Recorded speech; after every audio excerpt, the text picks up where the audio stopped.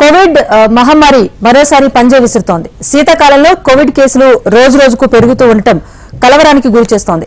దేశవ్యాప్తంగా కోవిడ్ కేసుల సంఖ్య పెరుగుతోంది. మరీ ముఖ్యంగా దక్షిణాది రాష్ట్రాల్లో కేసులు పెరుగుతూ ఉండటం ఆందోళన కలిగిస్తోంది.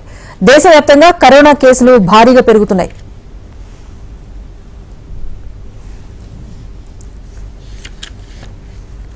తెలంగాణలోనూ కరోనా కేసులు నమోదవుతూ ఉండటం కలకలం రేపుతోంది. లేటెస్ట్ గా హైదరాబాద్ లోని నిలోఫర్ హాస్పిటల్లో 2 చిన్నారులకు కరోనా సోకింది. 4-5 రోజులుగా తీవ్రమైన జ్వరం, ఊపిరి పీల్చుకోవడంలో ఇబ్బంది పడుతున్న చిన్నారులను నిలోఫర్ హాస్పిటల్ కు తీసుకొచ్చారు. అనుమానం వచ్చిన డాక్టర్స్ కోవిడ్ టెస్ట్ నిర్వహించగా పాజిటివ్ అని తేలింది. చిన్నారులకు ఐసోలేషన్ వార్డులో ట్రీట్మెంట్ కొనసాగిస్తున్నారు.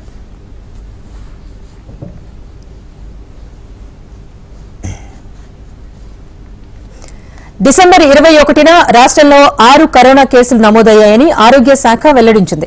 హైదరాబాద్ లో 4, మెదక్లో 1, రంగారెడ్డి జిల్లాలో మరో కేసు నమోదైంది.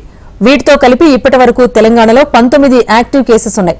ప్రజలు ఆందోళన చెందాల్సిన అవసరం లేదని ఆరోగ్య శాఖ వెల్లడించింది.